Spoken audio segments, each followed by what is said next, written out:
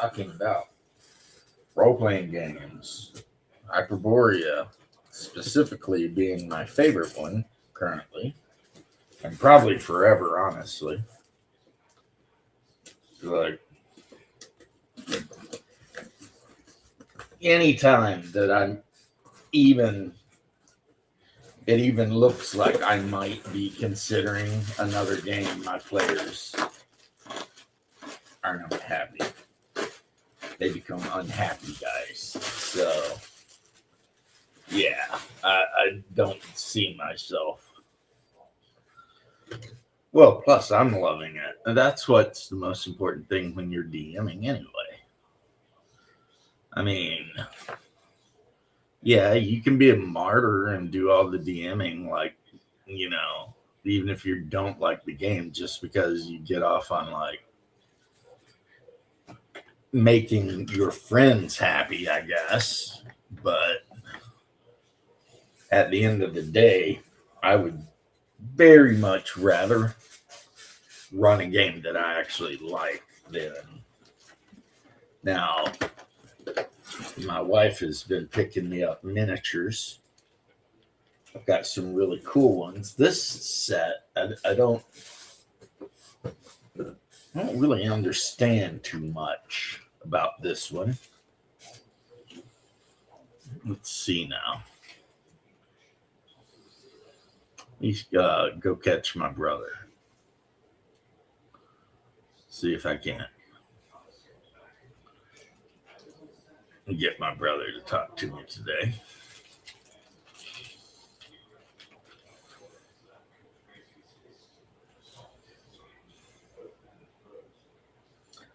I've got a bunch of t-shirts on TeePublic.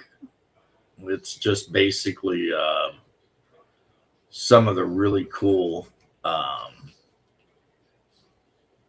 images that Cold Iron has made for me. So happy Sunday to you too, brother. So yeah, I think I've already ordered myself like 4 of them. My wife's favorite one is the one where we're robbing the jewelry out of the treasure chest. But I've got a couple of favorites. Now, here's what's weird. Let's see what we got here.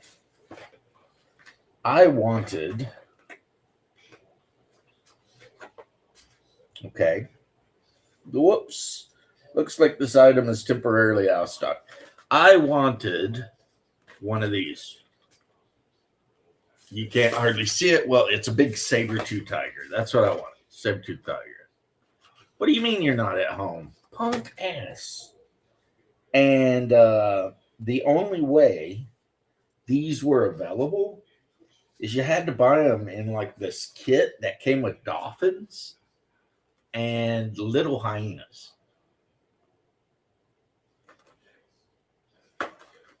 I don't know. Not at home. Where are you at? But I want to know. It better be somewhere important.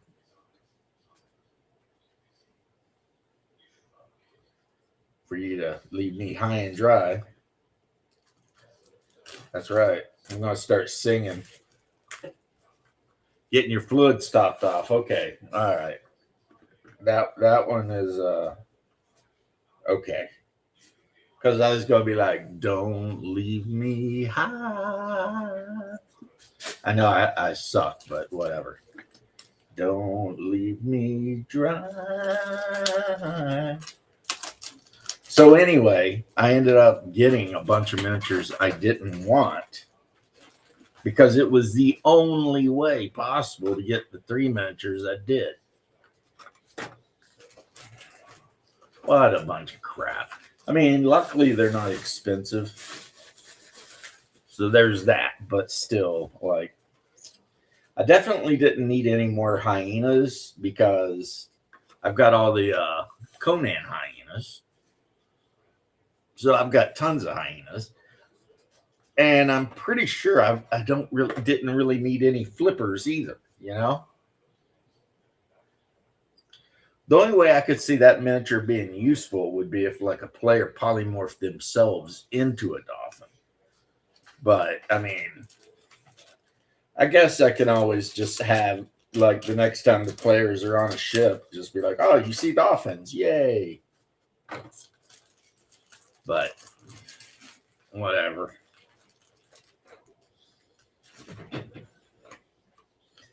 Now the saber-toothed tigers, I'm loving them though.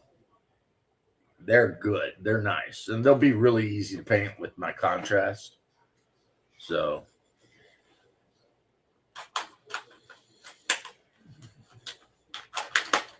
we'll see if anybody shows up tonight.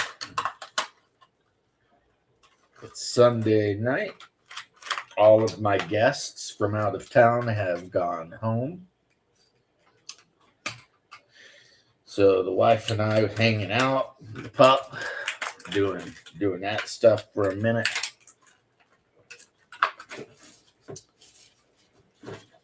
So yeah, that's kind of a big boy there. I'm not sure how big a saber-toothed cat was, but that guy's as big as a brown bear. So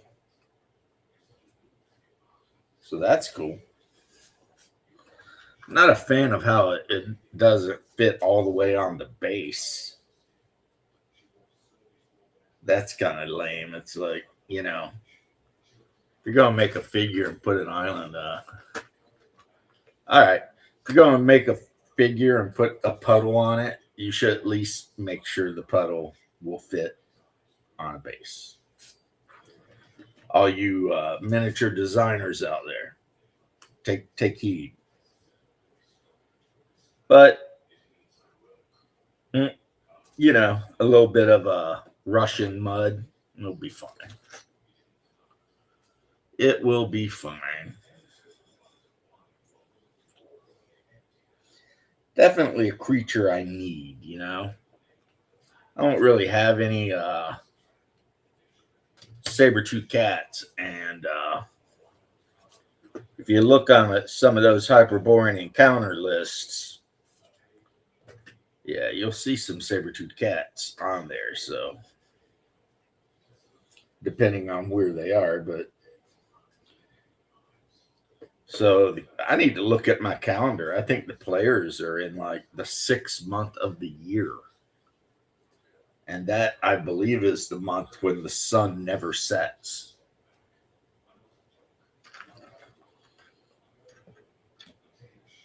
So I think I have to look. I've got the calendar, so, I've also got the book right here, though. Let's see. Look at the calendar. Is it in this one or the other one? I'm not sure. Oh. The daylight calendar. Okay, so we're on month 6, week 2. All right, so year 1. All right, so it says here that the sun comes up at 0150.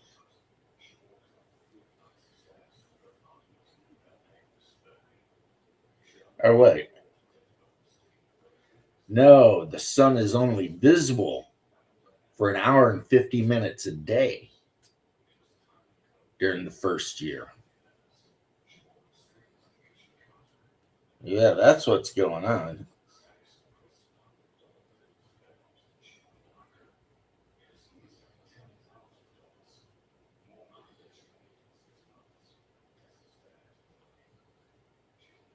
All right. Because it's just past the year of no sun. We're in year 1. Year 13, there's no sunlight. So in the next year, at the beginning of the next year, there'll be 4 hours of sunlight. And then year 3 is 8 hours, and 13, 17, 21. All right, I got it. So they're still in the part of the year where it's very cold and the sun is only in the sky for about an hour or two per day. Yeah. Now you're still about 6 months away from daytime all the time. You're only 6 months past winter all the time, the year of winter. And that makes sense because I remember when I started the campaign, I wanted to start it at the beginning of the year. So all of your characters had just survived the year-long winter with no sunlight. And that's when you started adventuring together. Yeah. Yeah, I've got a calendar too. I mean, one thing about the guy who makes Hyperborea Northwind, I believe it is. If you go to the webpage, they have tons of free to download, like just everything to help you with your game. Calendars, encounter charts, fumble charts. I mean, just stuff you don't really need, but if you want it, it's there. It's free. And you know what I always say, if it's free, it's for me. So I went on there and downloaded all that stuff because I'm like, yeah, I want to, I want to know what's going on. I want to be a part of something. And so I did a solid for my bro. I hope I see him tonight. I did him a real solid, and I want to kind of, talk and brag about it, but not really. I mean, it's not charity, so I can talk about it, but I don't know if he wants to talk about it. But yeah, I got bro out there, and I hooked him up pretty good. Why did I hook him up, you might ask? Well, because he has made me so many badass thumbnails and stuff that, sending him a little something every now and then is kind of my way of saying, thank you, bro. You know what I mean? So, but it's not my place to say what got sent. I'll leave that for him if he wants to.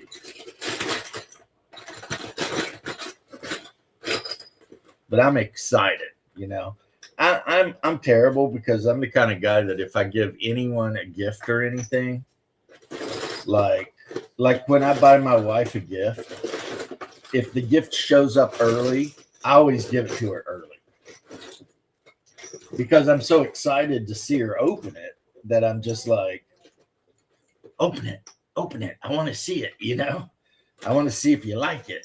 It's just the way I am. And I understand if some people think that's kind of foolish, but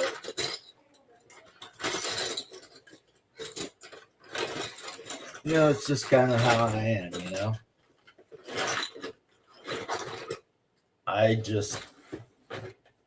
I get really excited by that sort of stuff, and then I want to share,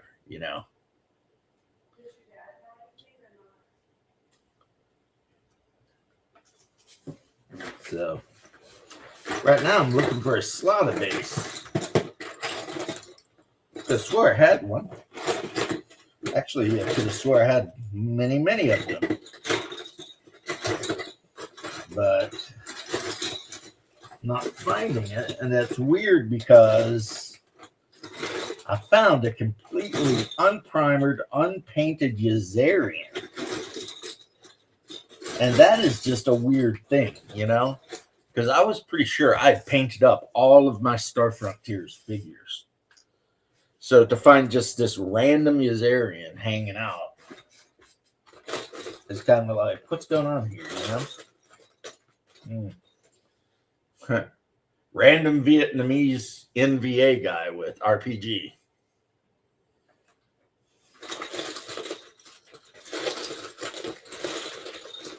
Maybe one of these times when my brother comes down, I'll put on like the Vietnam playlist and we'll play a game of Chain of Command or whatever it's called, but using Vietnam armies.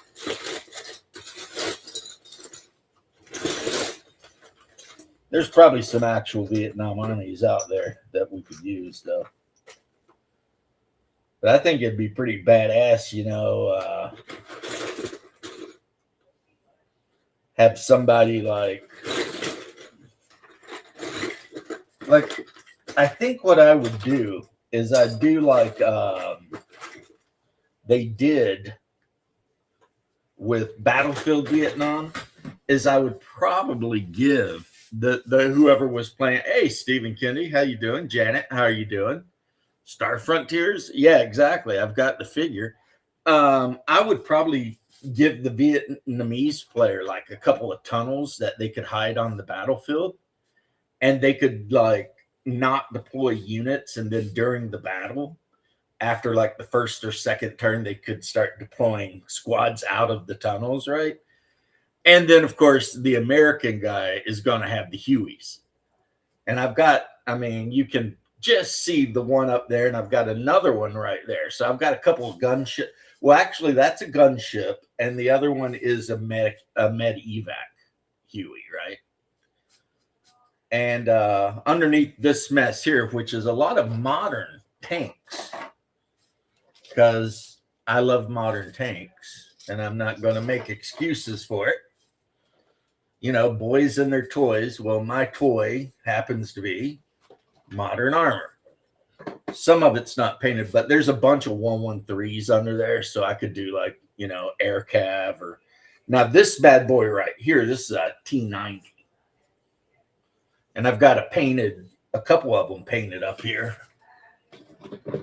Like, I think this is, come here, dude. Yeah, this is an M60.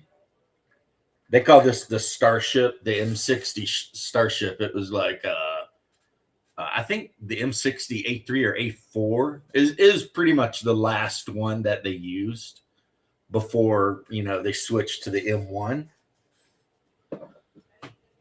I mean, it had some good stuff about it. For one thing, it was very, very easy to maintain in the field, and it had really good range because of fuel economy. The problem with M1 tanks is they burn through freaking kerosene like you wouldn't believe, because they actually burn jet fuel. So now the new M1 they're working on, supposedly they're going to replace that turbine engine with a standard, internal combustion. And that would be a lot smarter of an idea. Do I sell some? Yeah, I've got a guy coming down in a week. He's going to buy a couple of my, he's going to buy quite a few of my miniatures for around $750. But that will mostly be Warhammer 40K miniatures. My D&D miniatures I never sell really because no one ever really wants to buy them. Which the link's up there, Janet, if you want to join. As always, don't wait for me to invite you. If you want to bullshit around. Yeah, it was a busy weekend this weekend. Family, more family. But my wife and I were just talking, and we were both like, I had a pretty good time. And I'm like, well, really what's important is I hope they had a good time. You know what I mean? Because to us, that is kind of the goal. When you have family visit, the goal is that they have a good time, even if maybe you don't have the best time. The guy who's buying them, he already bought some figures from me, Janet, for about, well, it wasn't about, I was going to say about $500. And he and his wife apparently play 40K. And like he plays Chaos and she plays something. And so they bought some armies, but then he told me if I ever wanted to sell any more stuff to contact him. So I put together a couple of big old, those big plastic bins full of books and miniatures, codexes and stuff. And I sent him a picture and I was like, "Are you interested?" And he's like, "Yep." But he's currently out of town visiting family because, we all have been. So he's like, "Please hold that for me as soon as I get back. I'll be at your house." And that guy is weird because the only reason I know him is because he bought miniatures from me. And yet, somehow, he has ended up on one of my meme sharing like lists. So I was sending all kinds of memes out and I get this message and it's like, I don't know what any of this is, but I'm here for it. And I look it up and then it's like, oh, it's that guy. I sold a bunch of miniatures. And I'm like, "What's up, bro?" "Yeah, we just share memes and shit." And he's like, "Awesome, man." So yeah, the miniatures that are being sold have been sitting in my garage for years, not being played with. And he will either play with or resell them. A lot of people do that because I'll tell you guys right now, the price I'm asking for the miniatures I'm selling is probably maybe 2/3 what they're actually worth, maybe even half. So if he's a smart guy, and we've talked about this, he and I, whatever he doesn't want, if he puts the work in, he could probably make the money back. So yeah, he's going to play with them. Him and his wife, they the ones that aren't painted, which unfortunately, embarrassingly enough, is many of them. He will paint, and then they will play. Him and his wife are gamers. Whichever ones that he doesn't want, they will end up reselling to people who do want them. So if he's smart, and I think he really is, he's a smart kid, right? He could pay me $750 for all the stuff that I'm selling him. And in theory, after he picks through it and picks the stuff he wants, he could probably parcel out the rest of it and maybe make $750 or $1,000 himself. Because there's like the whole collection of Warhammer 4th edition that was available like a year or so ago. All of those books are in there, right? There's codexes, there's tons of role-playing games like Wrath and Glory. And I mean, it's mostly 40K related stuff though. So if he don't like the role-playing games, he can always just be like, "I've got this stack of Warhammer, fantasy roleplay 4th edition." Even if he were to get $10 a book, that would still be a couple $100 he would get. You know what I mean? And that would be selling them at dirt cheap prices. $10 a book. That's like, you might as well just give them away at that point, right? So yeah, he definitely, if he wishes to, will be able to make his money back. But like the miniatures I have on my table now, these are all for games. And I'm at all the miniatures I don't use for games, I'm selling. So the next one's on the chopping block, I am sad to say, because I actually really love the game and I really love my army for the game, may be a Song of Ice and Fire. Unless I can convince my wife to want to learn to play the game with me. And I've got a fully painted, like massive Iron Isles army, Greyjoy army. I've got about half painted Lannister army. and a not at all painted Stark army.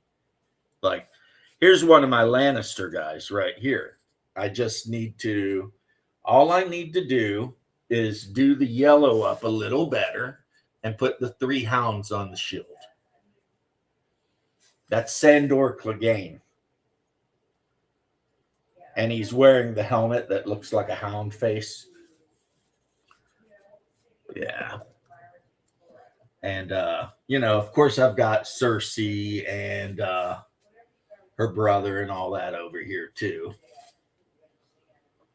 I've got plastic and metal. So, like this guy, I'm half tempted to go ahead and like chop this guy his axe off, because these figures are really high premium figures, but some of them are really, really like fragile. So here is I just pulled his arms off. Victarion Greyjoy. Now, if you've never read the books, you have no idea who Victarion Greyjoy is. Because for whatever reason, the retards that made the TV show decided to just cut his entire storyline out of the show. Even though it was actually a relatively important storyline. It's something I've complained about it a lot, so I'll let it lie for today. But yeah, it annoys me. Victarion is Aegon Fell-Eye, or whatever they called him. His older brother, and freaking hates his guts. Just absolutely hates his guts. So that could have been a good thing if they'd added him into the storyline, and he, of course, has his own ship called the Victory. Kind of like how Aegon has his personal ship, which is called the Silence. All of these captains from the Iron Isles, they have their own ships that are named. And, yeah. Pretty much they all hate Aegon, because Aegon is just... How they depicted him in the HBO series is nothing. Aegon in the book is at least as bad as Ramsay Snow or Ramsay Bolton. At least, maybe worse. Just depending, you know what I mean? Like in the TV show, they kind of tried to make him like the smart ass, kind of cocky, whatever. No, that guy was terrible, man. Terrible. Whereas Victarion, as far as Iron Island guys go, was a relatively honorable guy. And that really doesn't mean shit when you're talking about Iron Islands guys, because, they really don't believe in honor and all that so much. Not so much. They're a lot more interested in just, taking whatever they can take whenever they can take it. And that is why their house motto is "We do not sow," because they don't farm. They consider farming to be like beneath them. So rather than farm, they raid other people who farm.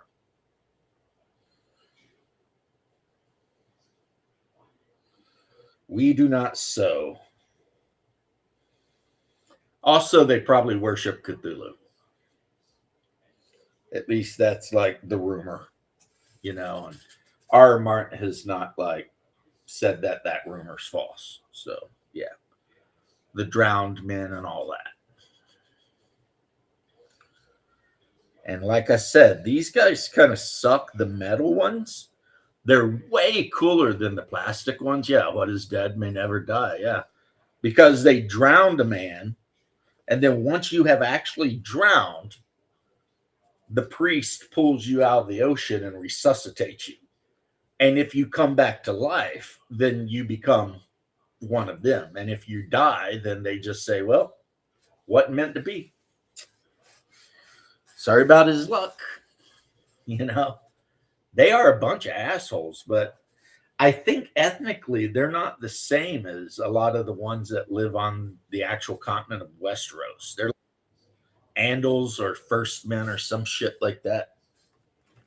Oh, we got Timmy, the Lords of the Underworld. Hey, Hey, thought you had a game tonight. no, well, not tonight. Tonight, Okay. it's on a Da-na-na, different Saturday, da-na-na, Sunday. da-na-na. But So I will here's have one my tomorrow. Azarian. I just got on a base. Nice. Need to paint him up. I will have one tomorrow in which the DM is very confident that we're gonna TPK. Your Monday game, is that Bubba or Richard? Yeah, Bubba's. Okay.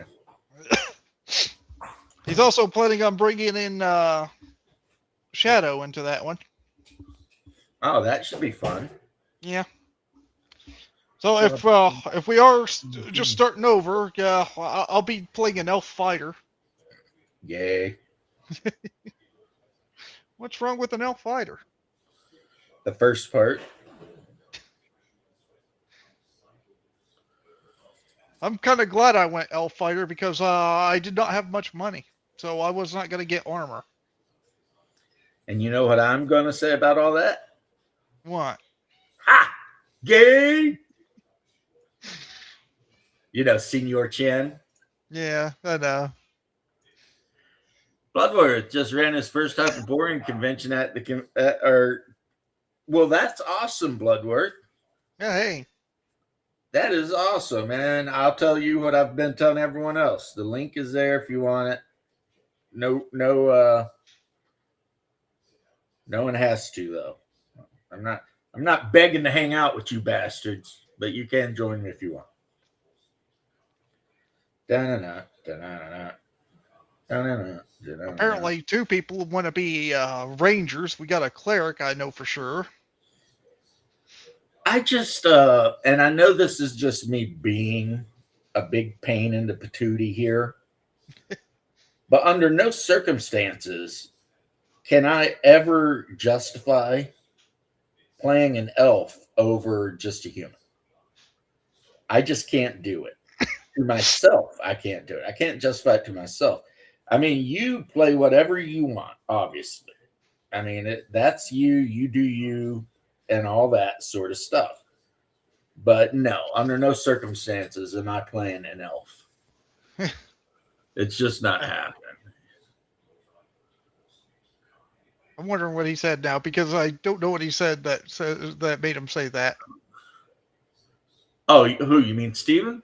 Yeah, he said just funning with you, Timmy. Well, you'll have to go back up. Yes, Janet, they did do that. And you know what? They found out that if she floated, she was a witch. And you know what else floats? Small stones. Ducks. Anyway, that, of course, is Monty Python. Witches! So, yeah, the way this guy is made, because his arms are separate, and then it's like, it's hard to get him on there, and then the axe actually not look goofy. Well, Janet You says are a gnome. Yeah, I probably would never. Let's be honest, guys. I'm only ever going to play a human. Yeah, fair. That's just what it is. That's what I play. That's all I play.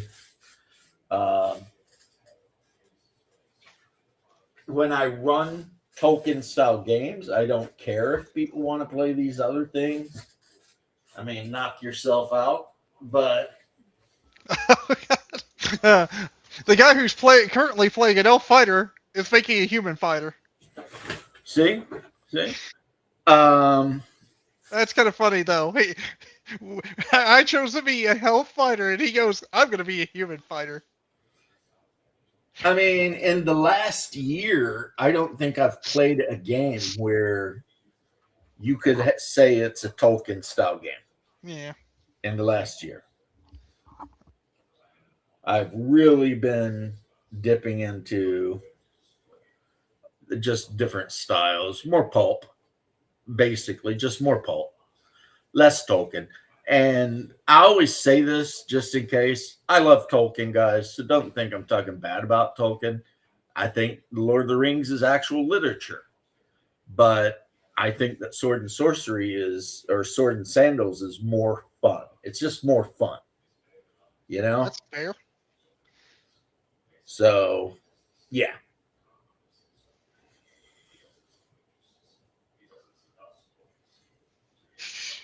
Yeah, put some leotards on and play that elf. That's right. Get you some green leotards and one of those little green pointy hats. It's a tunic, not a leotard. And then you're ready to go. Well, I mean, does it matter though when it's an elf? Yes, leotards aren't as cool as a tunic.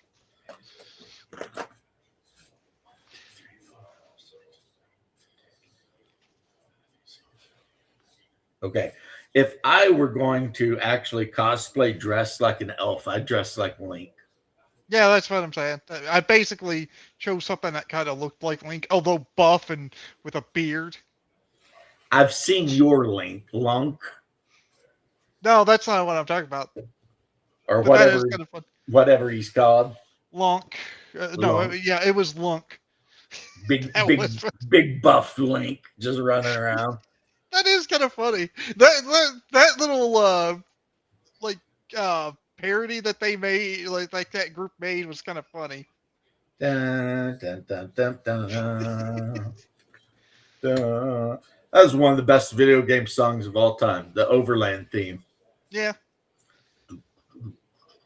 Ocarina of Time had some of the best Zelda music on it too. Yeah, but wasn't that the one that you had the fairy that was just constantly yelling at you? Kind of, yeah.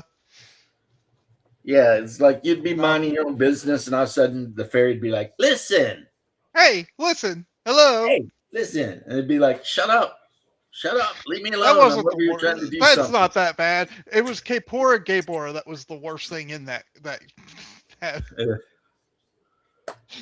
that game. Hey, do you understand? Yes, no. Crap, I clicked the wrong button. Now I have to hear him talk about it again. Yeah.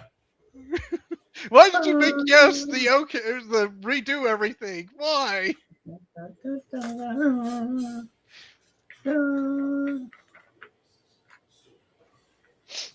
I've for my Bishop Wars game, but the Outremer set, which is Crusades. I've got a badass Varangian war leader for my war band. A Varangian on horseback. You got your own costume for Whisper the Gnome. I don't know what it is with the ladies wanting to play the smalls. There is a lady in my game, and whenever we play a game where you can play a small, she always wants to play a gnome. To be fair, I like playing a halfling thief because they get better stealth. Well, now she's playing an Amazon, though.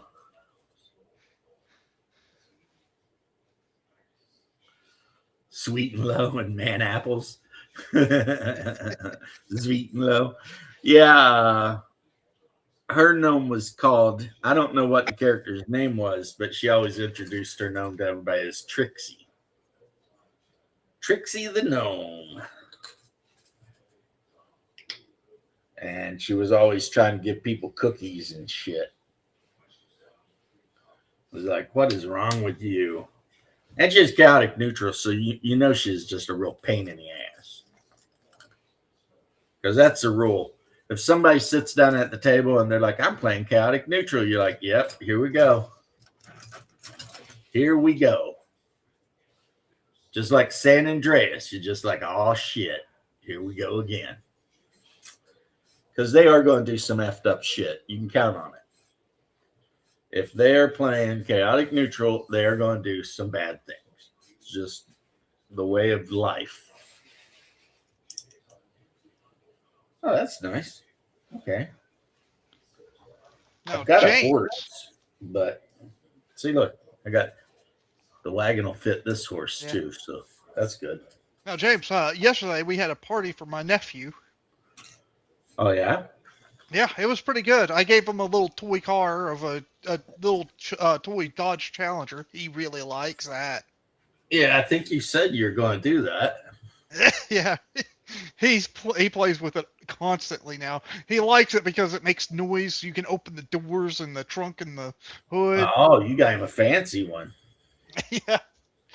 And then later that night, well, earlier we went fishing where I caught 5 bluegill. Nice. Carson caught 5 bluegill also. Well, look at that. Yeah, my dad almost caught like around a 10-pounder bass. Got away. Almost. Huh? Oh yeah. The last time, the one I saw, the hook snapped. He almost cut it today too, but didn't. It's a celebration. And then later that night we had steak, really good steak made by my sister's boyfriend. Yeah, the other day I had really good steak made by my wife's boyfriend. Well, No, actually, the other day we went out to dinner at this place called Melting Pot, where it takes like 3.5 hours to eat. that does not sound fun. Well, no, it's because it's all that frou-frou where you're dipping stuff in the cheese and stuff like that. Bill's Barrier Peak game, TPK. I have not seen it. Nope. I can understand how it could happen, though.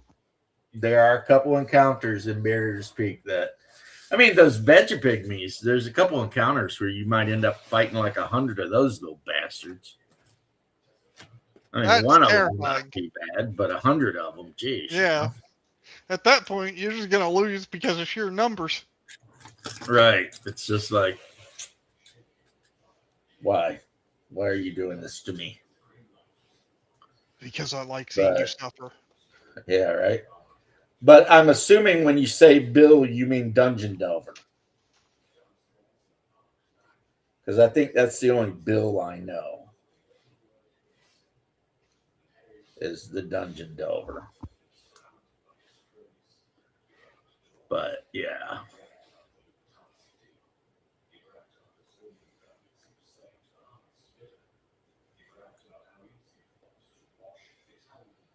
I found out something yesterday that kind of made me miss the old days. What's that? PewDiePie is like number 7 on YouTube, and Mr. Beast is number 1. Yeah, those are 2 people I just don't watch. Never did. Yeah, I'm not saying I watched either of them, but I kind of, I was used to PewDiePie always being number 1. And now he is not. Yeah. He got beat by Coco Melon. Oof. Yeah. But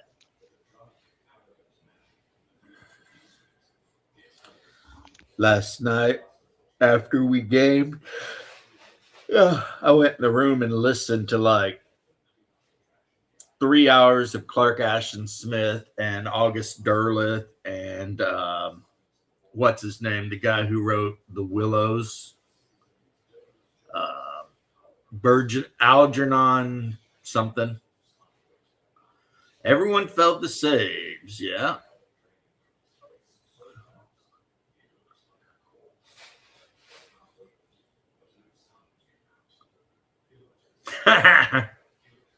Yeah, did the guy my thought is he didn't remember that lightning bolts bounce back.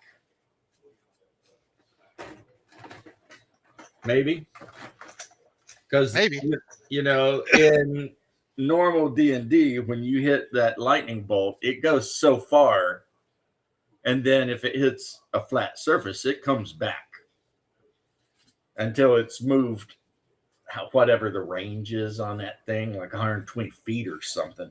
It's kind of like people mess up with Fireball because the fireball has the radius, the cubic amount of area it's going to fill, right? Yeah.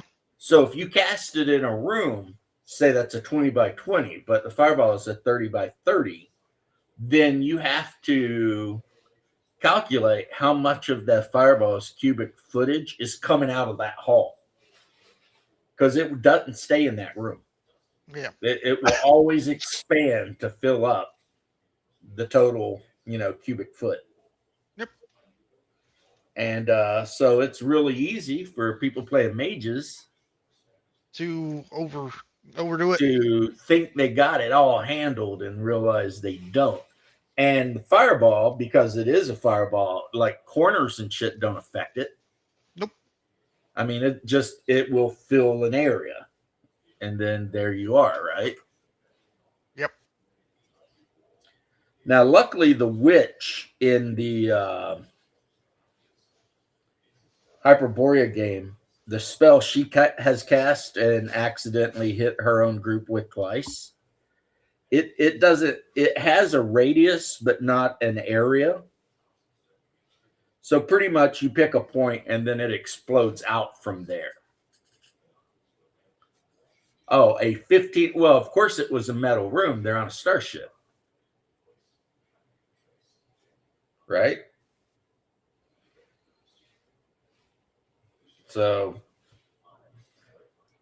So that one, at least, you can hide behind a wall because it's just it pretty much functions like a hand grenade. You throw it, and wherever it lands, it explodes and sends shards of bones and everything all over the place. But yeah, fireballs are they can be very nasty. And I had a PvP event happen in a group. Hell, Hungar was playing, because the mage in the group, every time he cast Cone of Cold, he made sure the Cavalier was just barely in it. And at the end of each battle, when the Cavalier would get healed up, he would tell the mage, be careful with that. And then after a while, it stopped being be careful with that. And it started being like, you hit me with that one more time. And then it became, I hit the mage with my +3 longsword. And then the mage went out on the front porch and moped. But it was like, you were trying to kill that guy. I mean, it was pretty obvious. Every time you put the cone down, you're making sure he's in it. Get out of here. Yeah, you deserve it after that. He got many warnings. He got many, many warnings. And eventually... more than he deserved. More than he deserved. I mean, once you can kind of say, okay, that's an accident. You fireball. You didn't, do your calculations. The fireball come ripping down the hall and caught some people. That sucks. Or you threw the skull. You missed your target. It bounced 10 feet in a random direction. Boom. Some people in the group got hit. Fine. But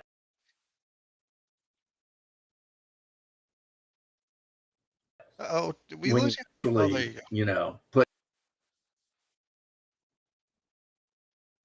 Oh, you're freezing up there, James.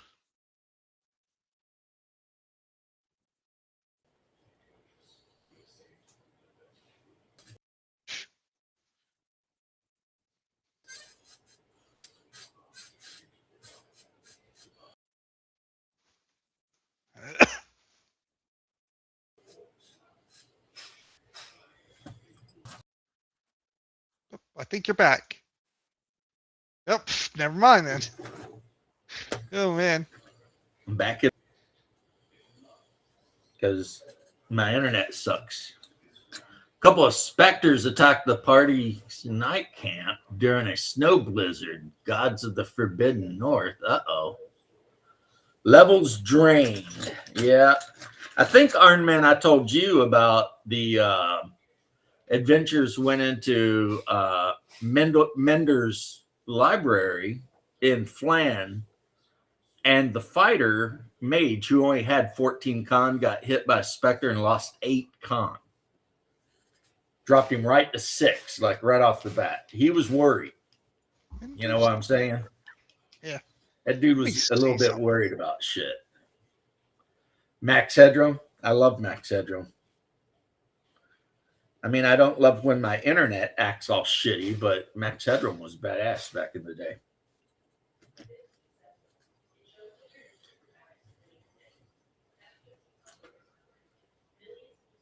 Hopefully it's cleared up. It's been storming down here, so. But honestly, that's no excuse, really. All right, that guy looks pretty good. He's done. He is done. He gets to go in the done box, the good boy box. That's right. Evil wizard.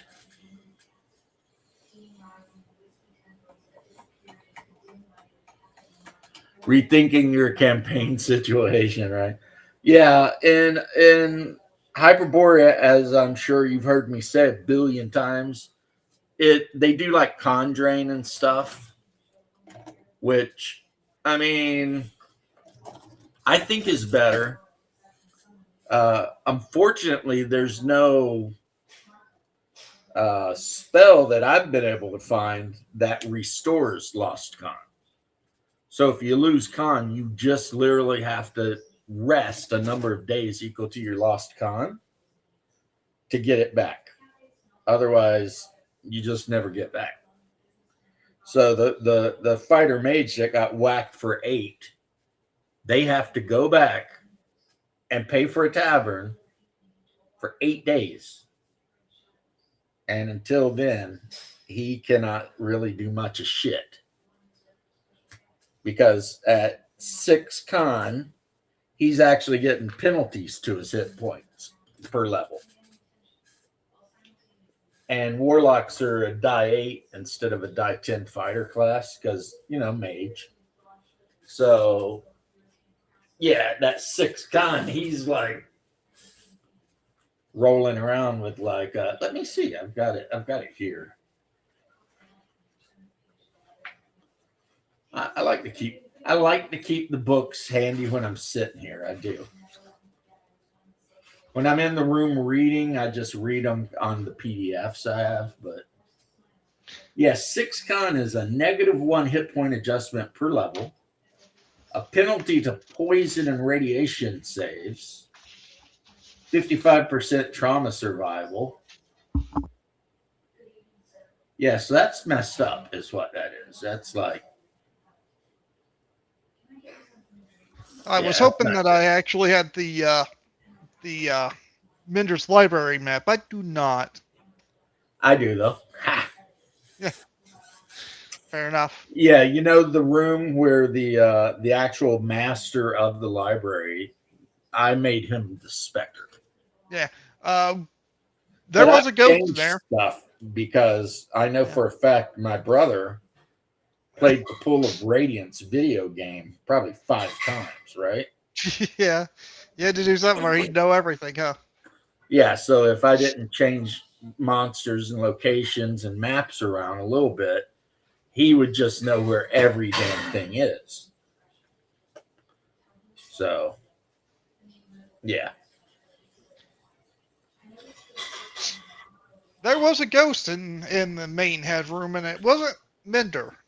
It was there's ghosts in Stojanal Keep, and he comes out and he tries to warn you, and if you listen to him, it works.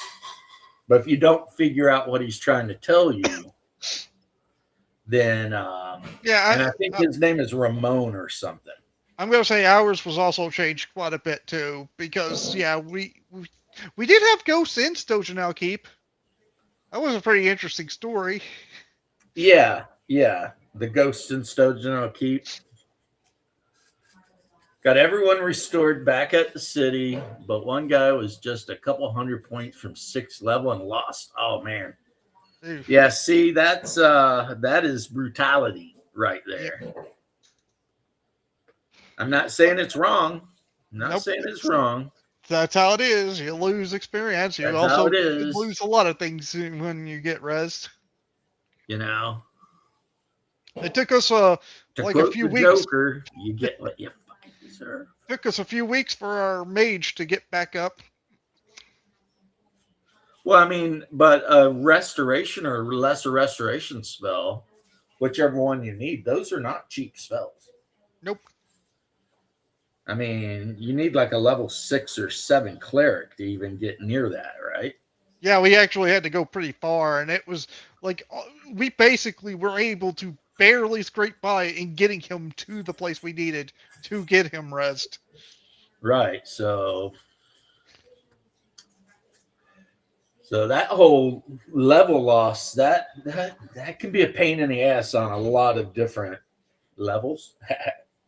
Yeah. But back in the old days, that's just how it was. You just dealt with it. Yeah. But personally, I have grown, and maybe it's because I'm just a nice DM. I have actually grown to where I prefer attribute loss. I find that it's just as deadly, really, and it doesn't like some players, if they get hit and they lose a level or two, it just completely, fractures their entire everything. And I've seen that happen where players just get so bummed out that they lost levels that they kind of just give up. So losing con sucks, but at least you know that you can make it back to town and rest and get it back. So not quite as horrible.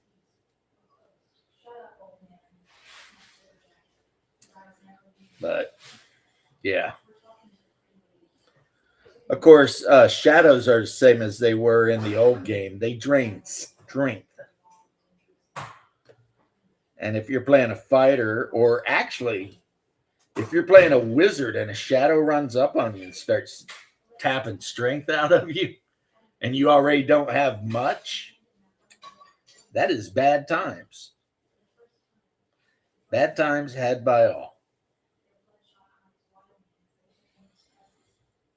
So, working on my Blimmy still. This Blimmy's got a big, wicked looking pole arm. Got a bunch of them with bows, a bunch of them with spears, because, come on, spear. That's like the weapon du jour, right? I picked up a spear for my character. Yeah, spears are great. I think the guy, my brother-in-law, he plays the Greek fighter mage, and he has mastered spears. That's his thing. I think he's mastered the spear, which is like a double specialization. Or maybe he hasn't. Maybe only straight up fighters can do masteries. Let's look.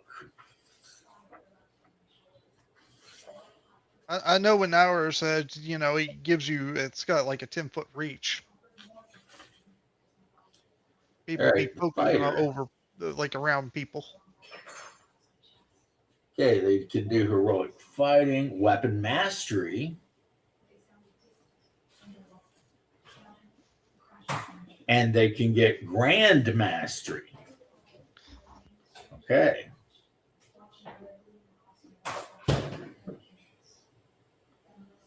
And at grand mastery, they get +2 to hit, +2 damage, but can only ever be grand mastered with one weapon. So that 7th level, their attacks go from 1 per round to 3 per 2 rounds. And having weapon mastery can increase the number of attacks they get per round.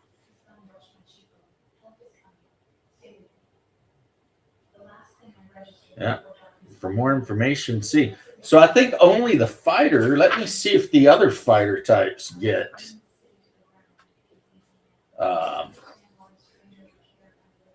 freaking grand mastery. Nope. Nope. Cataphract. No.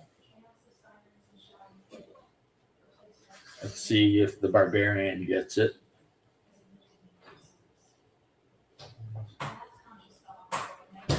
Berserkers don't get Grand Mastery. Barbarians don't. So if you want Grand Mastery with a weapon, you have to be a straight up fighter. So shadows, vampires, specters, wraiths, and whites. Yep. Shadows do strength, and I think the other ones you mentioned there are con drainers. And either way, I mean, because we no one in my party has like a really high attribute. They were all rolled up pretty much. How they were. I think the berserker has an 18 strength because she's got an item that gives her a +1 strength. So normally she only had a 17, and she had to, sacrifice for that 17. She had to actually remove points from other places and stuff. Because I do allow that. After you roll your attributes up, I do allow players to like deduct 2 from one to add 1 to another. But only to a certain amount. I'm not going to let you deduct like 10 points of charisma. You can only deduct from 1 to add, So, yeah. But if you want to deduct 2 from charisma, intelligence, and wisdom to add 3 to strength, I would let you do that. Well, James, I want to deduct 10 from intelligence. Yeah, I could see how you would want to do that, knowing you, and I'd say no. Think the blue filter glasses are working with your sleep? Nice. Yeah. Just like when I was talking to Shadow, and I was like, I'm not sure if that cocoa I'm drinking works, but I do know that wound that I got in Kentucky healed super quick. So I can't prove that there was any stem cells running around doing anything, but then again, maybe.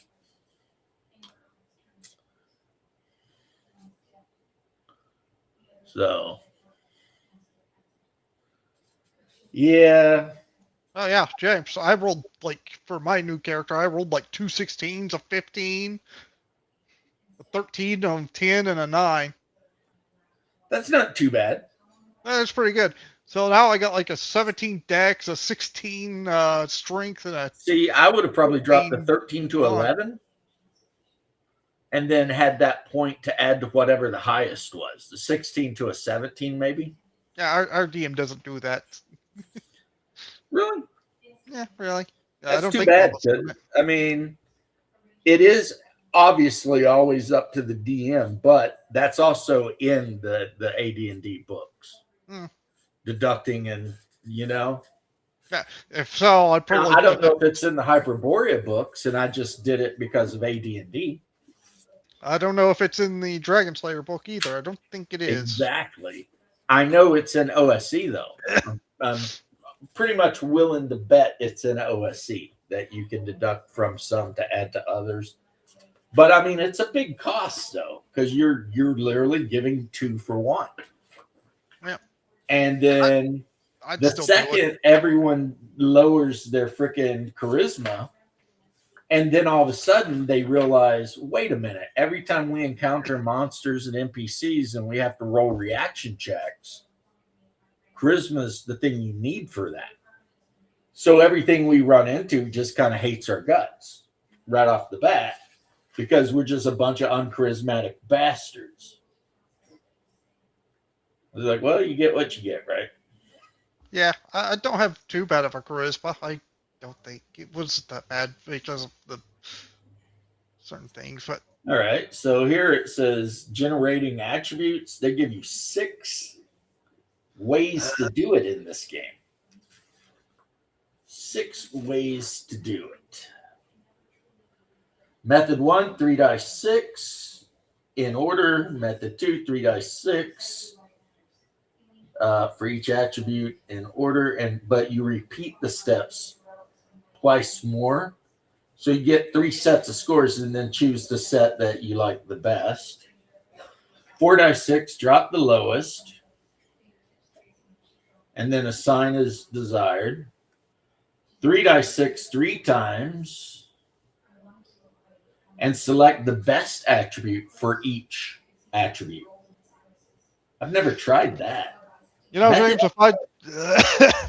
if I was given that choice to lower one to add one, or lower one by 2 to add one to one, I'd probably just take a little bit off my intelligence just to put on my dex. This is interesting too. 2 dice 6 plus 6 for each attribute.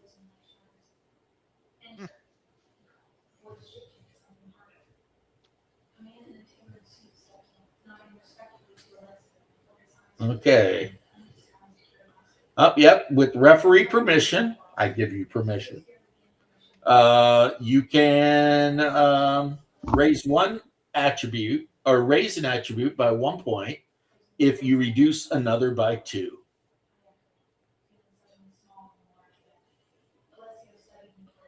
And you can do that as many times as you want before producing a final set of attributes, but no attribute may ever be more than 18.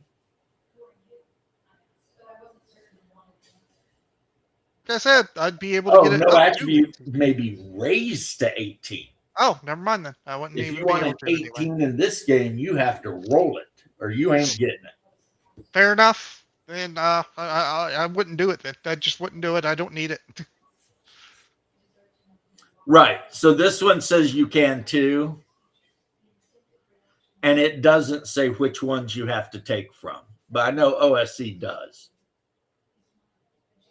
Yay, I finally found it. I can actually show you my character. Now, 2 dice 6 plus 6, I mean, that should give you like an average of a 13 in every attribute, basically.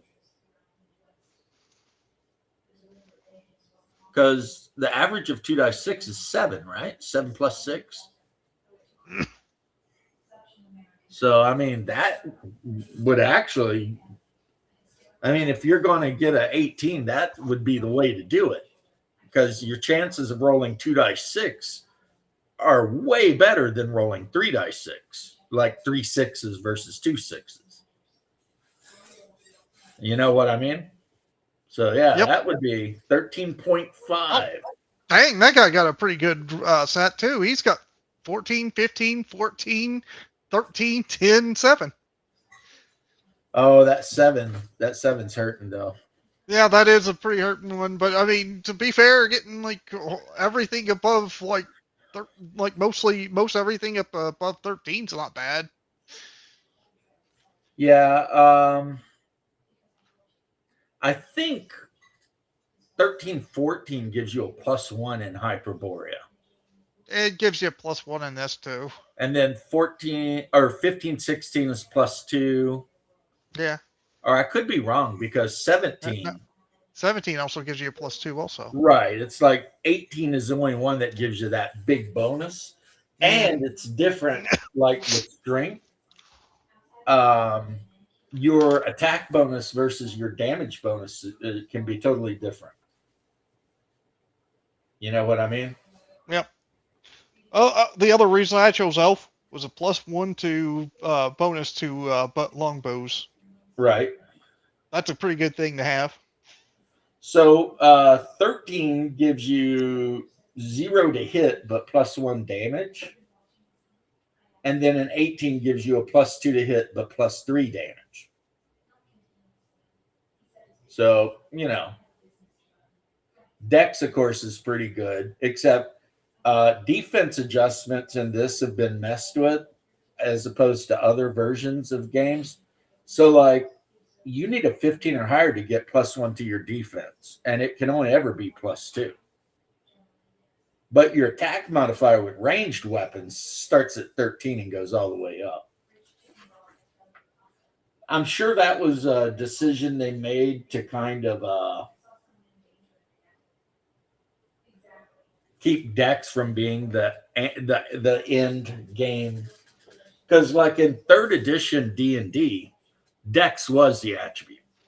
It didn't really even matter what class you were playing. Dex was always the attribute. It's a good attribute. Yeah, I had a third edition fighter that I played up to like level 11, and he had nothing but all the mobility feats and improved crit. So this guy could like move, attack, move again, attack, and like with a longsword, he critted on like a 16 plus or some shit. Nice. It was like crazy, you know? Yeah. When I play OSC, I play OSC Advanced, and I use that rule where non-humans don't have a level cap, but humans get +1 to con, +1 charisma, and a bonus to their hit points, or they get to roll two hit die and pick the one they want.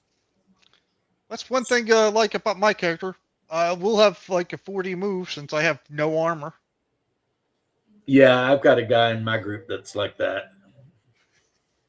I didn't have the money to have armor. After the longbow and arrows, I was like, I got no money. In my game that I am running, Hyperborea, we all know, there are some classes that just get a bonus to their armor class for not wearing armor. Yeah, mine doesn't. Like the Scout, the Berserker, I think the Barbarian.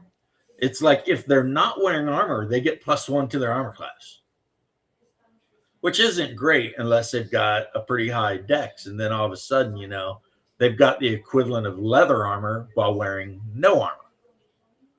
So yeah, the Scout in our group, he's a Celt Scout, and he never wears armor, but he's got a pretty good defense adjustment and everything. So yeah, for me, I did see the leather armor. It was like maybe, but then I was like, I'd rather have the extra 10, like the extra 10 movement. But you're playing an elf as just an elf? Elf fighter. An elf fighter. So I'm thinking, what? You plan on hanging out in the back and shooting your bow? Pretty much now. Because I'm thinking if you run up on somebody like that, you're not going to last long. Oh, no. I got like an 8 AC with a shield. Yeah, you're not going to last long. And when you figure that, what is it? Hobgoblins will always attack elves in preference to any other creature. Yeah. Yeah, you could be in trouble, man. Yeah, I'm not going to be a frontliner like I am in the game right now. Okay, I'm just saying, yeah, that could go real bad real quick. I know. Yeah, you run up there being all like, I'm going to be the man. Some hobgoblin be like, no, you are not. No. Good sir. Yeah. Maybe if I get some cleric armor. has got his magical footman's mace, which is a freaking polearm. Nice. So I think it's weapon class 3. And I think weapon class 3 weapons might be able to attack people like up to 5 additional feet away. Yeah. So instead base to base. I'm not sure. I'd have to look at that one, but I do know its special ability is it ignores shields. And that includes magic shield. So if you have like a +2 shield and you think, oh, I've got +2 large shield, so that's 4 to my armor class, not against him. Oh, God. That would ignores all 4 of that shit. Eat it. I mean, I only have like right now currently a plus. Oh, for your cleric? Shield. Yeah. Might have been a +2, but I think it was just a +1. See, this is kind of cool. You got like a Chimerian barbarian in chains being presented to like a wizard. Yeah. That almost looks like Conan, don't it? A little bit. Well, after buying everything, I got a whole 3 gold and 2 silver. One thing they do in this game that I really, really like is the weapons.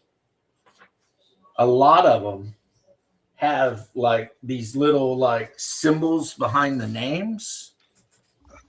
And then if you look here, it'll be like what it does. So like quarterstaff, if you have a quarterstaff in your hand, you get +1 armor class bonus versus melee attacks. But it has to be wielded two-handed. So basically, you can use your quarterstaff to block, parry, right? Yeah. And then some weapons have a high chance of dismounting a rider on a natural 1920. Some of them double damage die when used from a mount lance. Oh, this is also a lance. It's usually a 1 die 8, but when used on a heavy warhorse, it's 1 die 10 damage.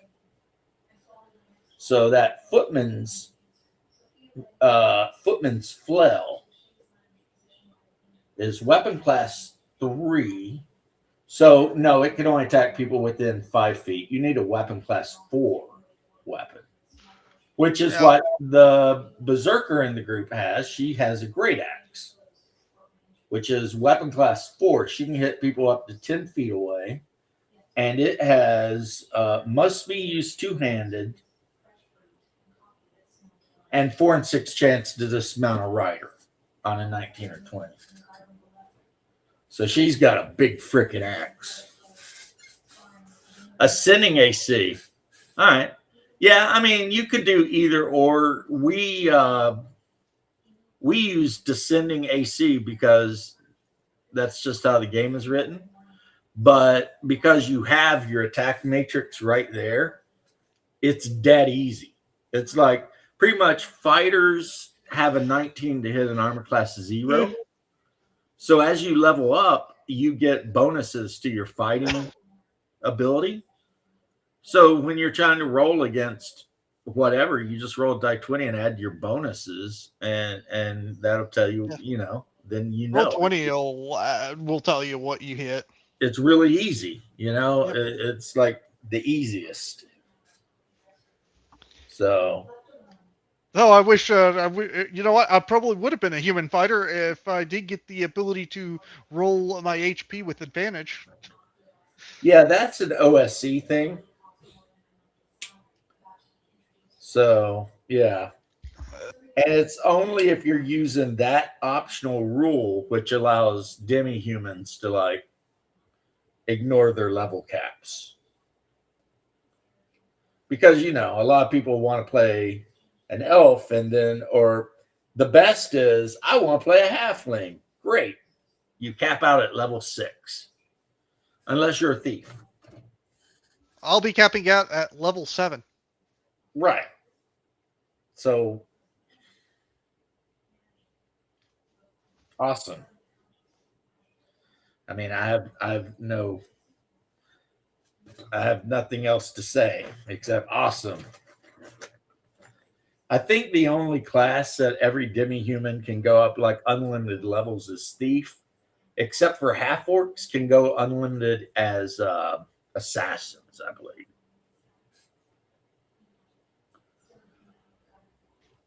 But you have to remember, though, the original half orcs were not big, burly World of Warcraft orcs. They were little, shady bastards, that were really ugly because, orcs are not pretty. So the orcs in Hyperborea are incredibly unattractive individuals. And it doesn't help that they're possibly part demon, Well, they are part demon, but how much demon depends on what generation they are, Yep. Okay, let's see. So, yeah. Or some people call them, instead of calling them orcs, they call them half-blood picks. So, this is not anything new. You've heard this a million times from me, I'm sure. All right. Serpent Man with a spear. Put him over here with the Serpent Man.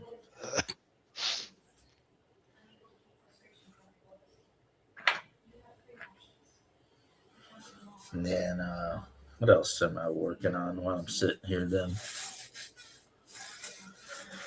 Ugh. Okay. Nope. Maybe. Let's make sure the lid is screwed onto my Tamiya Thin so I don't spill it all over myself again.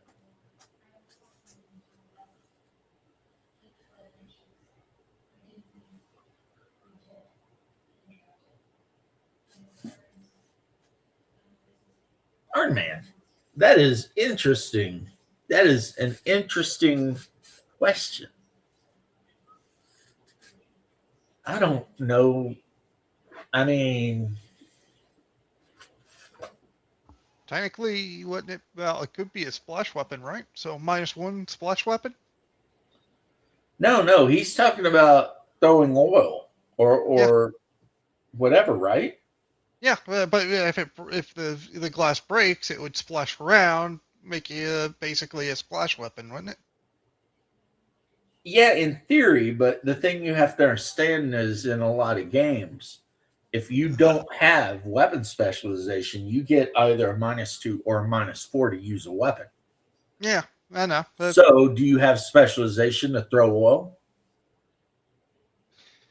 I'm looking at I the guess cleric, you would. and the cleric does not have any specialization for throwing oil.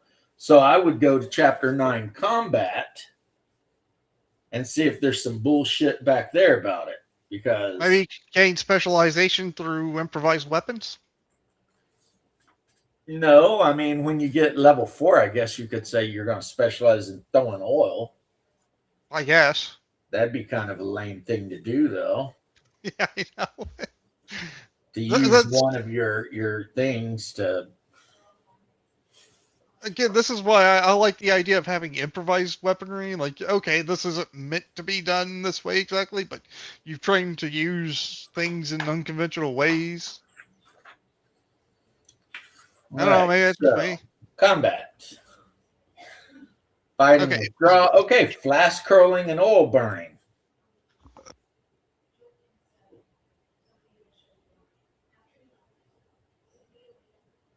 Okay.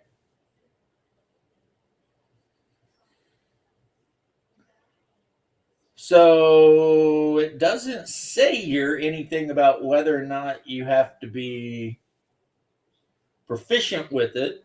But what it does say is the number you need to roll to hit something is based on its size, not its armor class. So to chuck a flask at something that's medium sized, you need an 11. And then there's penalties for range.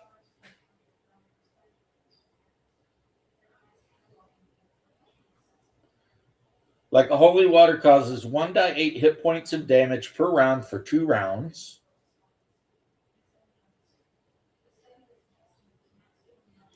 And if you only miss by 1 or 2, then it splashes the target and still does 1d4 damage. So for Hyperborea, that question is answered. Yes, you don't need proficiency. You go ahead and chuck away. Okay. See, one thing Hyperborea does I like is it has advanced combat actions. And they're things that if you have certain prerequisites, you can do. So, like, if you have weapon mastery with a bow, you can indirect fire at targets. You know, because you're basically volley firing over someone. You can do running dodge if you've got a 40 move. Shield bashes, any class. You can try to protect your ally with your shield, any class. You can try to split an enemy shield, but you got to have an axe and weapon mastery.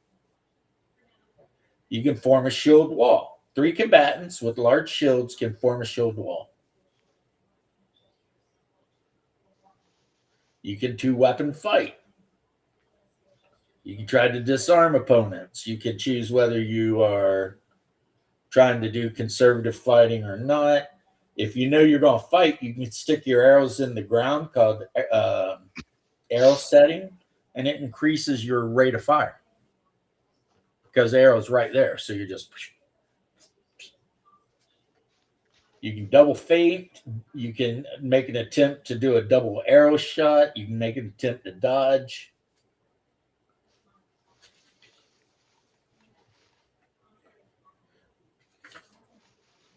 Firing march, which is a fighter thing. Offhand parry, parry and block. Of course, you're giving up like you're attacking stuff, but you can do all this. Firing weapons from the saddle.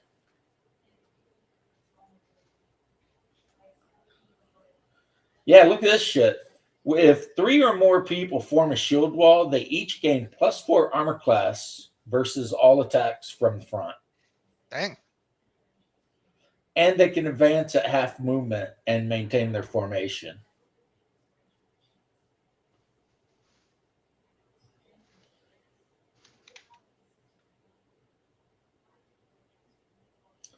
And if the shield wall forms the first rank of a phalanx, the second rank of halberdiers, pikemen, or its long spearmen enjoy the same armor class bonus, but get -2 attack penalty.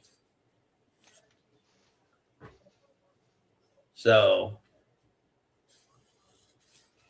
yeah, if you've got a large enough party, you could literally go like Roman style with that shit, or Greek, you know? Yeah. Lock shields and just roll in. I mean, +4 armor class, that is huge. Especially if you're talking about a group of like lower level characters, like level 1, 2, or 3, and you're fighting appropriate level challenges, let's say. Like you're fighting orcs, and you form into a shield wall against these orcs, and now your armor class goes up by 4. I mean, that could be pretty. And then if you have an archer in the back with bow mastery, he can indirect fire over the top of the shield wall. I mean, he gets a penalty to hit, but he can fire over and try to drop arrows down on the enemy. So, I mean, I would say that's kind of cool. That's kind of neat, right? Yep.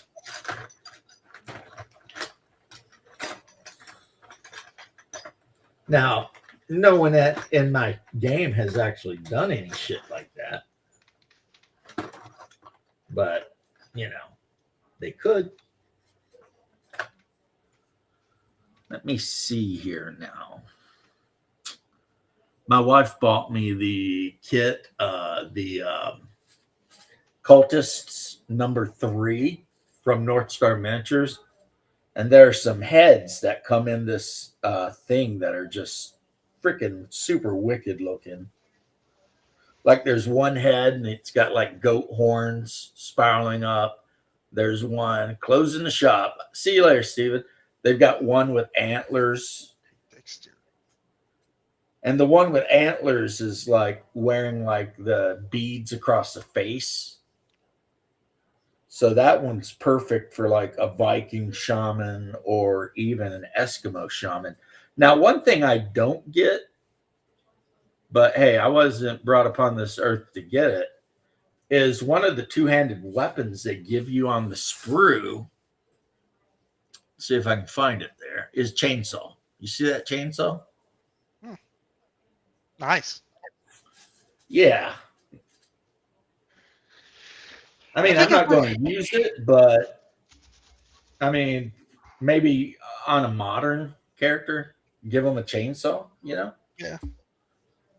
But I think I forgot something on my character or my new character. I think I forgot the Dex mod. The chainsaw. My AC. Chainsaw, yes. I bet Bubba would allow that. Elf with chainsaw, elf fighter with there's chainsaw. a Leatherface here too, and it looks like Leatherface. There's literally a head of a guy wearing a human face as a mask. I mean, that's kind of cool, I guess, right? Yep. 17 dex is a +2 AC, or -2 on my AC, isn't it? 17 decks? Yeah, I believe so. So my AC is actually a 6, not an 8. All With right. the shield.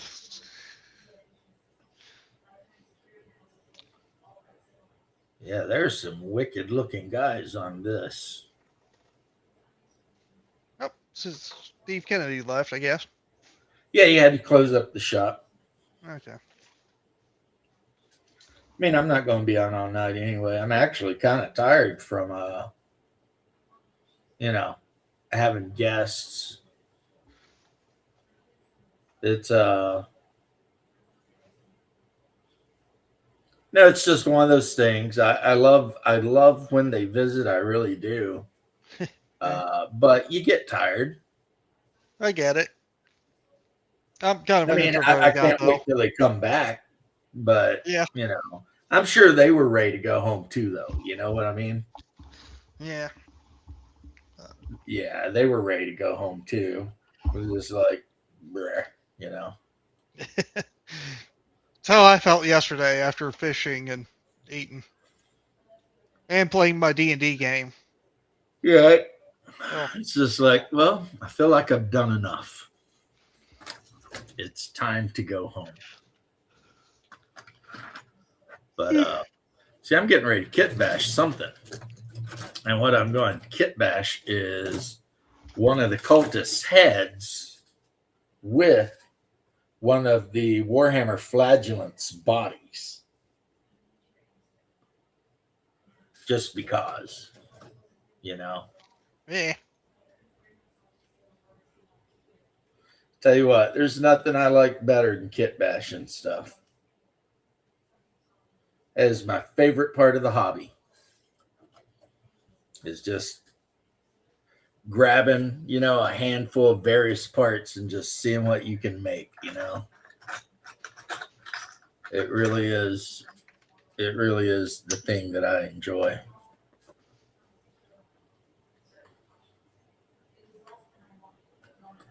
It depends on the monster. There are some monsters out there, Arnman, that will actively go after the mount. Like a bullet or orcs. Yeah. I mean, but then again, orcs are the kind of assholes that if an orc knocks you down and you're laying on the ground bleeding out, they'll still attack you. I know in the book it says that if a character gets put to like negative hit points and they're on the ground, most monsters will ignore them. Orcs won't. They'll hack you to bits. Yep. Orcs tried to kill the sleeping guys first. Yeah, they don't give a shit. So when Hungar's cleric got knocked to -7, the very next orc that was up to attacked him. He couldn't coup de grace because he was engaged in combat, but he was definitely trying to go ahead and kill that cleric. And the only thing that saved him was the fact that he rolled a 1. But yeah, like the bullet, I know I want to call it a bullet, but I've been yelled at by the old geek that it's not a bullet, it's a bullet. And their whole deal is they like to go after horses and shit. That's kind of the thing. I know for me, I always called it a bullet. I felt like it was because you think it's French, right? No, I didn't think but it's not French. The guy who invented it apparently called it a bullet. Yeah, that's what I said. Bullet. No, bullet. Right. Okay. So anyway, yeah, certain monsters, I think, like if it's okay, if you're riding your horse next to a river and a gigantic dire crocodile comes out of that river, it's probably going to try to drag the horse in. Yep.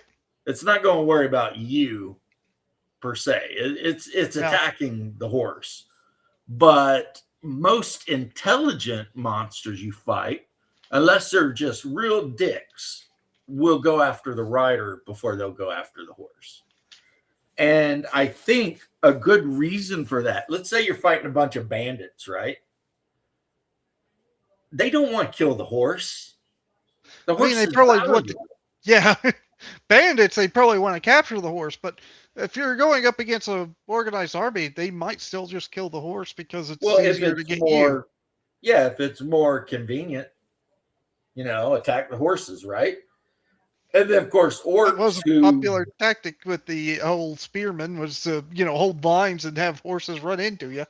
Well, I mean, that's a little bit different. When you got horses charging you right in your face, you deal with them. But yep. I'm talking about, I think what we're talking about here is like actively going out of your way to attack the horse when you could attack the guy. Yeah, fair.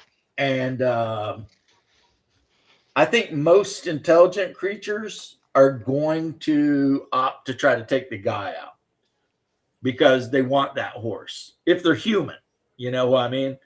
Yep.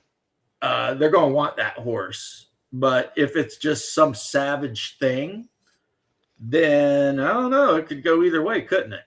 I mean, like a giant carnivorous ape or a gorilon or something like that. That thing might jump out of a cave and try to snap that horse's head off right off the bat, without even worrying about the fact that you're on it. It doesn't give a shit because it's, just animal intelligence and it just really wants to kill something. But I think most intelligent creatures, I think you're right. They're going to go after the guy, try to save the horse. But the way I run my orcs, they're always going to do whatever the worst thing that they could do is.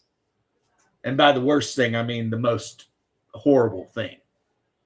Whatever the most horrible thing they could be doing is what they are doing at all times. They'll kill your favorite horse because they don't like you. They will kill your favorite horse and laugh at your face because they would kill Lepona if they could try, if they wanted to. Yeah, because they're assholes. That's the thing.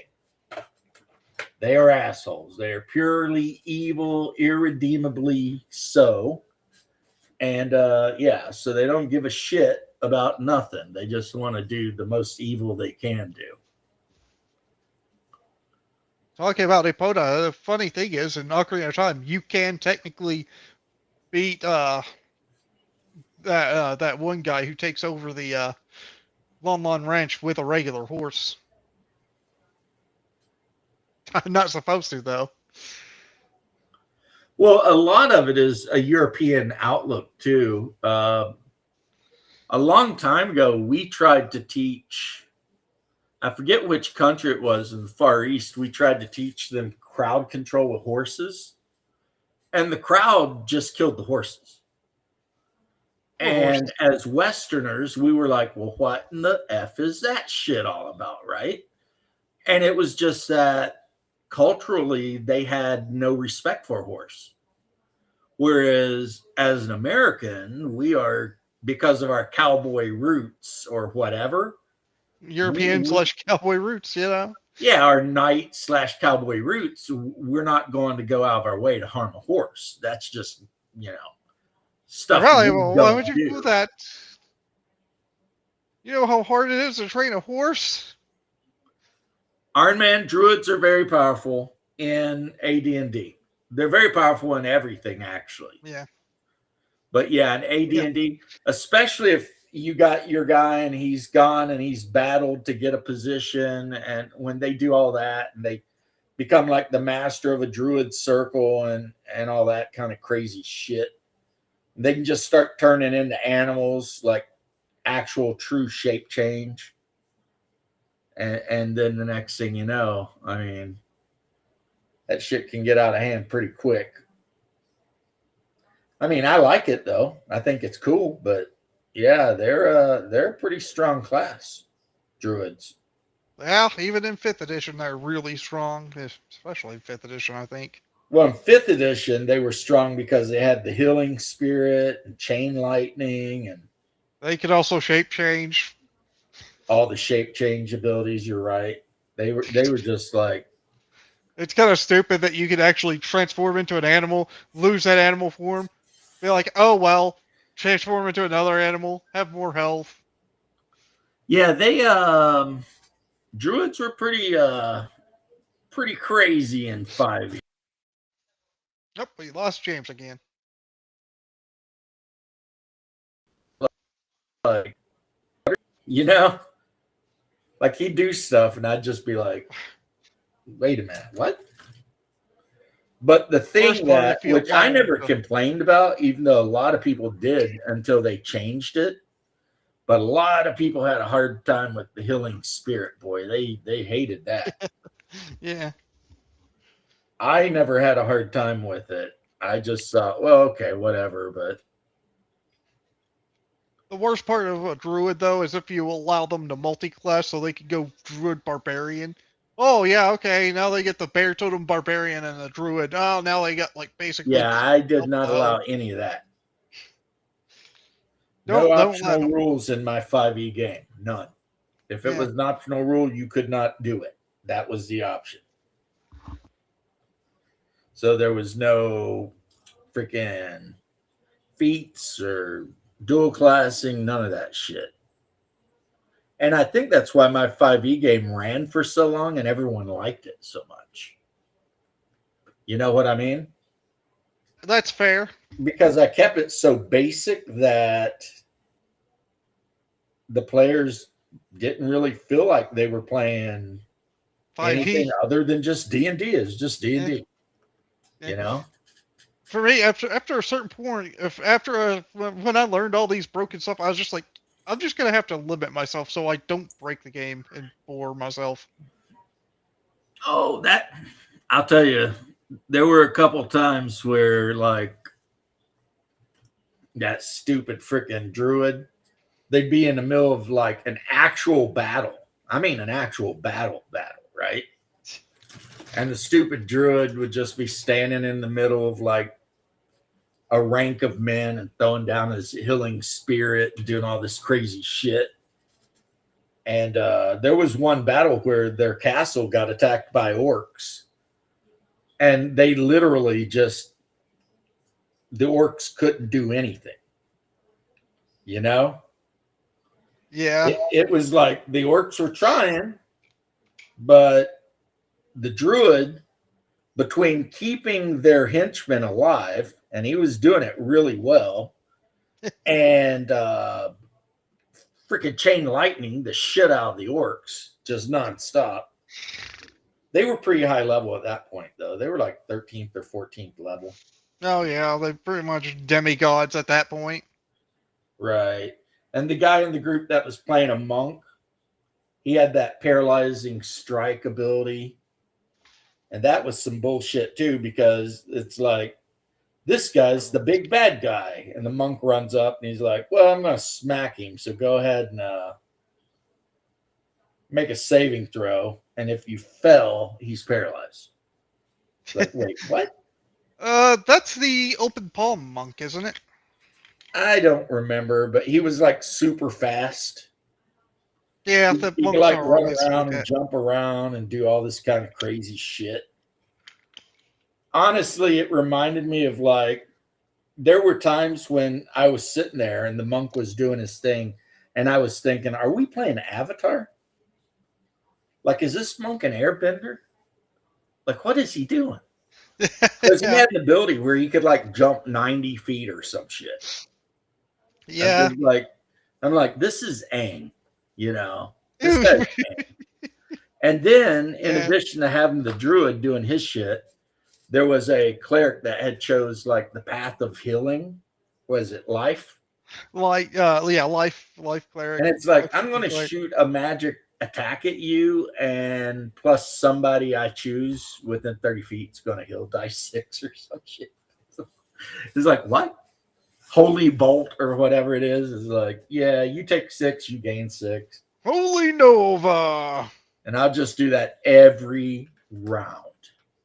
Every round. That's what we're doing. We're just going to smack somebody and heal somebody.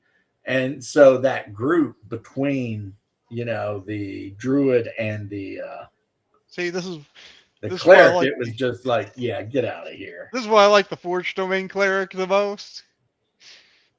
I don't think it's overpowered. It just gets a +1 weapon or a +1 armor at a certain level. Well, the cleric in our group would be like one of the first things they would do would be like a spectral weapon. Yeah.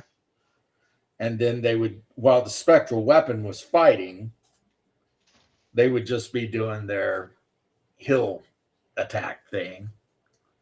And it's just like, well, okay, this is fun. I think I gotta go. I'll see ya. I will see you, Tim. Thanks for dropping in, man.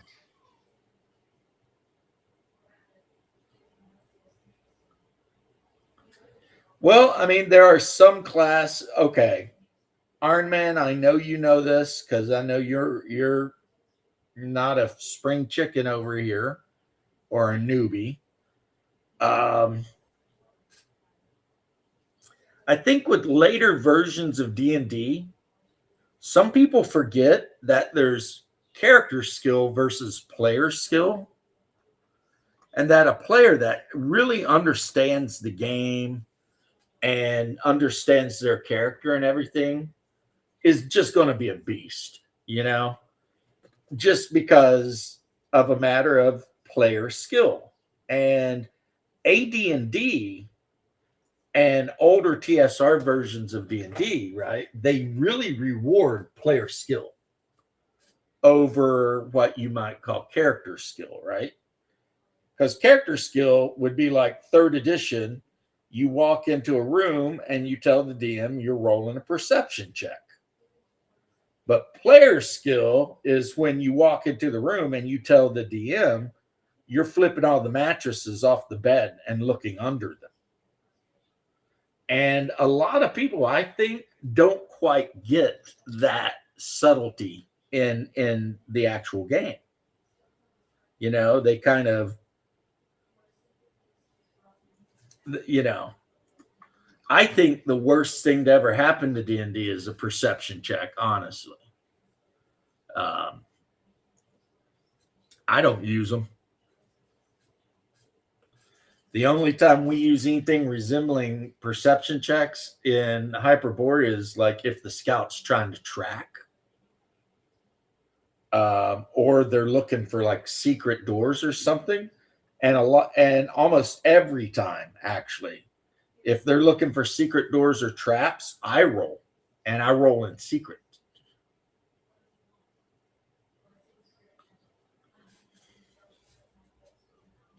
Ah.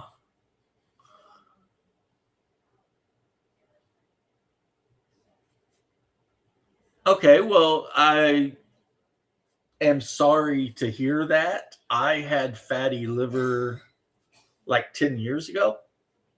But the last time I went to the doctor, they said it was good. So, but then again, I did go from like a little bit over 300 pounds to like, 240. So,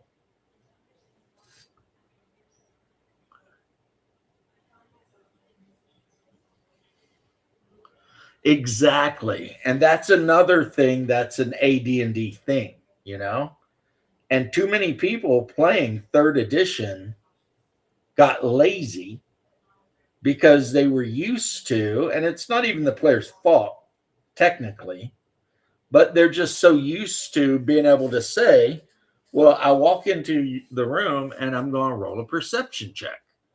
And they're used to the DM telling them what they see. And they don't understand that, it's the difference between, are you playing the game or is your character sheet playing the game? That's the difference, Who's playing the game? You or the character sheet? And yeah. And if you want it to be you, then you need to play the game. You need to say what you're doing. If you're looking for secret doors, which, I'll roll for you, but it would help if you tell me where you're looking and how you're looking. And the same for traps. Like, or, and that's my players know this. So they know if they're looking for secret doors or traps, I might, depending on how they describe themselves going about it, I might give them a bonus on the old die 6 roll, or die 12, depending. So, yeah, if a guy says, I'm going to the eastern wall and I'm going to spend 10 minutes carefully tapping and looking at everything on the eastern wall, I have been known in the past, and I'm sure there's some people who will be like, well, that's not how you're supposed to play. But I've been known in the past to just let the player find the secret door at that point. I mean, they spent 10 minutes literally going over, a 10-foot section of wall, tapping and looking.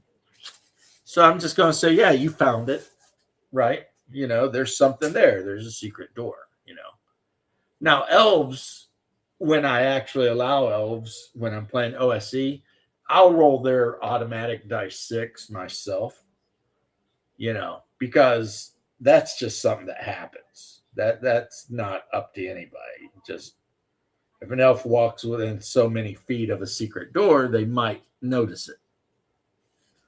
But yeah. Yep. There is a definite tendency with some modern players to rely on their character sheet for everything. And I agree. The role playing is the thing. And the better my players role play, the better things always work out for them. Well, okay, most of the time work out for them. Or maybe just sometime work out for them, But like Hal is talking about how players give up charisma and they don't understand their reaction roles and everything are so important, right? But if a player role plays really well during the meeting with something, whatever they're meeting, whether it's a merchant or whatever, then I might, as the DM, assign those players a bonus to the reaction roll. I mean, it could still go sideways really quick. It could definitely go tits up. But at least they tried. And I mean, it's a little bit of psychological bullshit, because if the players role play really well and you say, yeah, you role played that really well, so get +2 to this roll, the other players will tend to do it too, because players love bonuses, right? And if they know that all they got to do is put in a little effort to get a bonus to a roll, they're going to do that, every time. I mean, it's just human nature. I would do it. Anybody would do it. So if I'm meeting a merchant and I have to walk up and be like, I'm going to smooth, and kind of role play through smooth talking this merchant, say she's a really ugly woman, but I walk up and try to put the charm on her, maybe the DM might give me a bonus on that reaction roll, right? Or not. I mean, at the end of the day, it will always be up to the DM. But, you can try that. And I know about that pretty well, because the girl, she's not a girl, she's a grown-ass woman. She's in her 30s. The woman who plays the Amazon, she is always flirting her way through NPCs. That is what she does. Her character's got a pretty good charisma anyway. And so anytime she talks to a male NPC, she's always leaning on her sexuality to try to get her way. And sometimes I do let her get a bonus. Not all the time, though, but sometimes.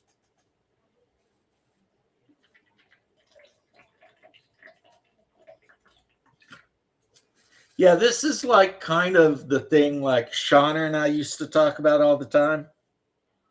He took it a little further than I did because, like, in his Traveler game, depending on what the players said, he would just rule that they automatically hit an opponent with a gun or something. And I would never allow for anything like that to happen. But at the same time, he and I had many, many great conversations about how in Traveler, because it's a skill based game, you have to break the players from getting obsessed with the skills they have. Because sometimes the players will get it into their head that the only thing they can do are the skills that they actually have without realizing that no, like there's tons of all of the more simple skills. Anyone can try that.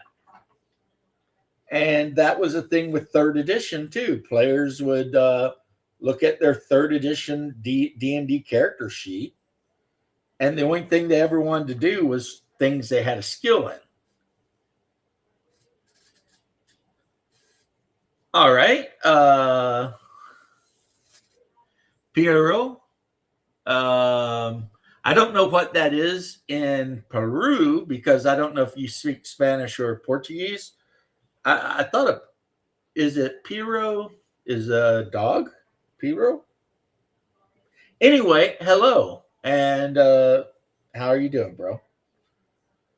We are talking about role playing in general. I tend to talk mostly about Hyperborea. That's my thing. But my bro over here is AD&D or OSC type. So, and we're just talking about role playing and the differences. That's all. Assuming you may or may not have got the gist of that, but hey, Peru. I almost married a woman from Peru. I don't know if you know that, Iron Man. She wanted me to marry her pretty bad, and she was not a bad looking woman. She was like definitely had no European blood in her, though. You know what I mean? She was definitely Indian, and I'm pretty sure she just wanted citizenship. But I thought about doing it. The only problem was I was already dating the woman I would go on to marry. And I didn't think she would be a big fan of that. So I didn't do it. But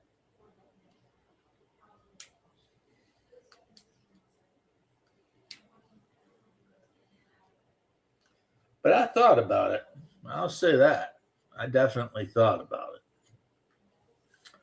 So, getting some stuff done. This is I just set him down. Oh, yeah, this guy. No, I gotta fix that. Can't have that. Gotta fix that right away. There we go. There we go.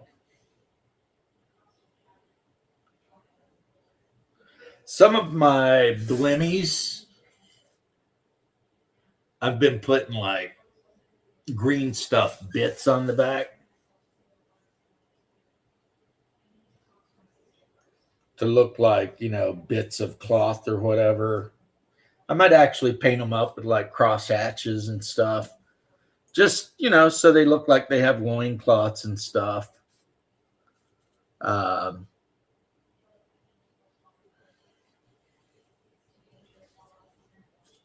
So, yeah, and then I've got my saber-toothed cats. Meow, meow.